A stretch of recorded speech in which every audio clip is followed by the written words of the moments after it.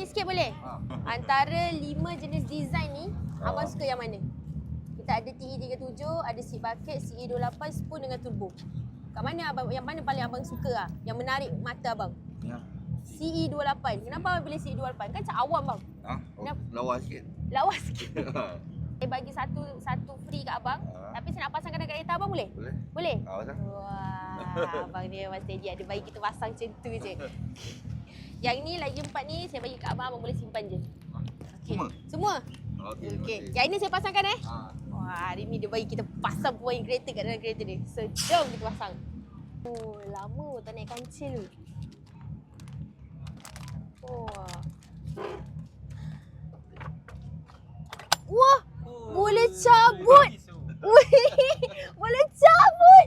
Wah, okay. Dah pasang CE28 kat dalam kereta abang ni. Apa nama siapa bang?